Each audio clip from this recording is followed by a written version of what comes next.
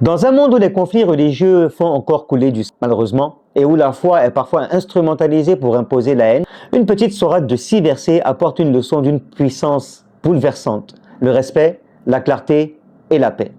Sourate Al-Kafirun, révélée à une époque de tension, ne prêche ni la violence ni le compromis.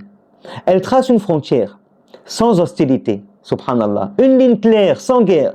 Mais comment comprendre ce message quand certains hadiths semblent dire le contraire? Et que faire quand ces récits s'opposent à la parole divine? Aujourd'hui, explorons ensemble ce message oublié du Coran. Sourate Al-Kafirun, un message de séparation claire et pacifique. Sourate 109. Dis, ô vous les mécréants, je n'adore pas ce que vous adorez, et vous n'êtes pas adorateurs de ce que j'adore. Je ne suis pas adorateur de ce que vous adorez, et vous n'êtes pas adorateurs de ce que j'adore. À vous, votre religion, et à moi, ma religion. Je vous explique. Cette sourate fut révélée à la Mecque, à une époque où les polythéistes proposaient au prophète Mohammed sallallahu alayhi wa sallam de faire des compromis religieux. Par exemple, un jour on adore ton Dieu, un jour tu adores notre idole. Alors Allah a révélé cette sourate comme refus ferme, mais pacifique. Le message principal à retenir: aucune fusion entre le monothéisme pur et le polythéisme n'est possible. Chacun est libre de sa foi. Le prophète n'impose rien. Il se détache clairement de l'autre religion sans violence ni haine. Le dernier verset: à vous votre religion et à moi ma religion, est une formule de paix. Ce n'est pas une invitation au conflit, mais à la séparation nette sur le plan spirituel, dans le respect des croyances de chacun. Contradiction apparente avec certains hadiths dits authentiques, entre guillemets.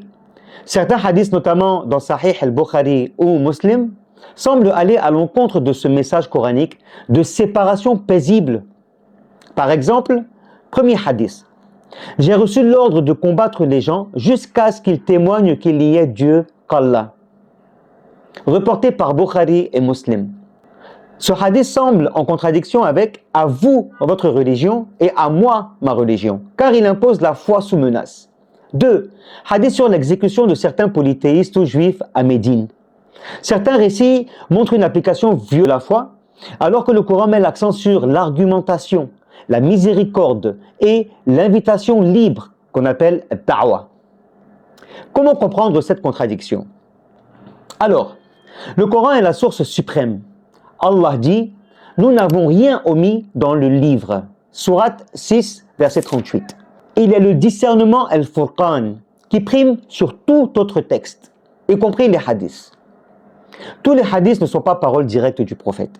Même dans le Sahih Bukhari ou Muslim, certains hadiths sont contestés par les savants. Les chaînes de transmission sont humaines, elles comportent des risques d'erreur, d'ajout ou de contexte mal compris.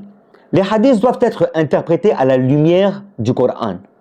Si un hadith contredit un verset clair comme « à vous votre religion et à moi la mienne », il doit être soit recontextualisé lié à une situation de guerre ou de trahison, soit écarté s'il s'oppose frontalement au livre de Dieu, le Coran.